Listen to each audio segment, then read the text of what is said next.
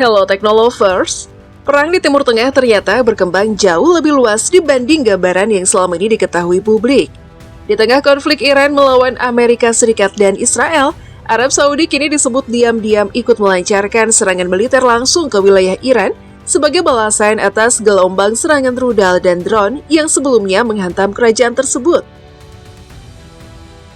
Informasi ini diungkap oleh dua pejabat barat yang mengetahui persoalan tersebut, serta dua pejabat Iran. Jika laporan itu benar, maka inilah pertama kalinya Arab Saudi diketahui melakukan operasi militer secara langsung di tanah Iran. Situasi ini sekaligus menandai perubahan besar dalam sikap Riyadh yang selama ini dikenal jauh lebih hati-hati menghadapi rival utamanya di kawasan Timur Tengah. Reuters melaporkan pada Rabu 13 Mei 2026 bahwa serangan tersebut dilakukan oleh Angkatan Udara Arab Saudi pada akhir Maret lalu. Salah satu pejabat barat bahkan menggambarkan operasi ini sebagai serangan balasan setimpal, setelah wilayah Saudi lebih dulu dihantam serangan Iran. Meski demikian, hingga sekarang belum ada kejelasan mengenai target apa saja yang sebenarnya diserang oleh Saudi di dalam wilayah Iran. Pemerintah Arab Saudi sendiri juga tidak memberikan jawaban yang benar-benar tegas terkait laporan tersebut. Saat dimintai komentar, seorang pejabat senior Kementerian Luar Negeri Saudi tidak secara langsung membenarkan ataupun membantah adanya serangan ke Iran. Sementara itu, pihak Kementerian Luar Negeri Iran juga belum memberikan tanggapan resmi mengenai tuduhan tersebut. Konflik yang sudah berlangsung selama sekitar 10 pekan ini memang mengguncang keseimbangan keamanan kawasan Teluk. Selama bertahun-tahun, Arab Saudi dikenal sangat bergantung pada perlindungan militer Amerika Serikat. Namun, perang terbaru memperlihatkan bahwa sistem pertahanan payung milik AS ternyata tidak sepenuhnya mampu melindungi kerajaan dari gelombang serangan drone dan rudal Iran.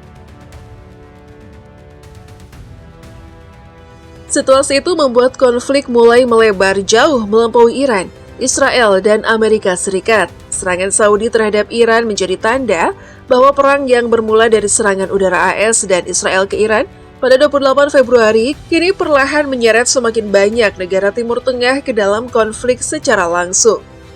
Sejak operasi militer tersebut dimulai, Iran disebut melancarkan serangan terhadap seluruh negara anggota Dewan Kerjasama Teluk atau GCC yang menggunakan rudal dan drone.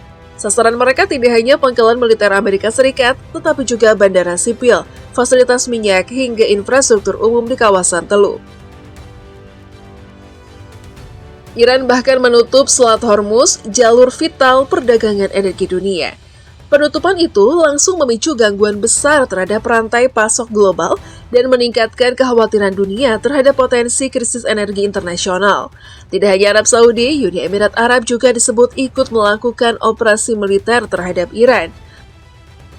Wall Street Journal sebelumnya melaporkan bahwa UAE terlibat dalam aksi militer tersebut pada Senin lalu. Langkah gabungan Saudi dan UAE memperlihatkan bahwa monarki-monarki Teluk yang sebelumnya hanya menjadi sasaran serangan Iran kini mulai membalas secara langsung. Meski berada di pihak yang sama, pendekatan kedua negara ternyata cukup berbeda. UAE dinilai mengambil sikap yang jauh lebih keras dan agresif terhadap Teheran serta jarang memperlihatkan jalur diplomasi secara terbuka. Sebaliknya, Arab Saudi disebut masih berusaha menjaga komunikasi dengan Iran sambil berupaya mencegah eskalasi perang menjadi lebih besar. Hubungan diplomatik bahkan tetap dijaga melalui Duta Besar Iran di Riyadh. Pejabat senior Kementerian Luar Negeri Saudi pun kembali menegaskan posisi resmi kerajaan yang mengutamakan deeskalasi dan pengurangan ketegangan demi menjaga stabilitas kawasan. Menurut pejabat Iran dan Barat, Saudi bahkan sempat memberitahu Iran mengenai serangan tersebut sebelum operasi dilakukan. Setelah itu, komunikasi diplomatik berlangsung cukup intens. Riyadh juga disebut mengirim ancaman bahwa mereka akan melakukan balasan yang jauh lebih besar apabila serangan terhadap wilayah Saudi terus berlanjut. Langkah itu akhirnya memunculkan kesepahaman informal antara kedua negara untuk sama-sama menurunkan tensi konflik. Direktur proyek Iran di International Crisis Group, Ali Faiz, menilai pola tersebut menunjukkan bahwa baik Iran maupun Arab Saudi memahami betapa besar resiko jika perang terus berkembang tanpa kendali. Ia menjelaskan bahwa serangan balasan Saudi yang kemudian diikuti kesepakatan deeskalasi memperlihatkan adanya pengakuan pragmatis dari kedua pihak bahwa perang yang terus membesar akan membawa biaya yang terlalu mahal untuk ditanggung bersama. Menurutnya, hal itu bukan berarti kedua negara saling percaya, melainkan sama-sama memiliki kepentingan untuk mencegah konflik berubah menjadi perang regional penuh. Kesepakatan informasi tersebut mulai berlaku pada pekan sebelum Washington dan Teheran akhirnya menyepakati gencatan senjata pada 7 April. Salah satu pejabat Iran juga membenarkan adanya kesepakatan deeskalasi dengan Riyadh yang bertujuan menghentikan permusuhan, melindungi kepentingan bersama dan mencegah peningkatan ketegangan lebih lanjut. Hubungan Arab Saudi dan Iran sendiri memang telah lama dipenuhi rivalitas tajam antara dua kekuatan besar Sunni dan Syiah di Timur Tengah. Hubungan Arab Saudi dan Iran sendiri memang telah lama dipenuhi rivalitas tajam antara dua kekuatan besar Sunni dan Syiah di Timur Tengah. Selama puluhan tahun, keduanya menduduki kelompok-kelompok berbeda dalam beberapa konflik regional. Namun pada tahun 2023, Cina berhasil memediasi rekonsiliasi kedua negara yang kemudian membuka jalan bagi pemulihan hubungan diplomatik dan gencatan senjata Saudi dengan kelompok Houthi di Yaman yang didukung Iran.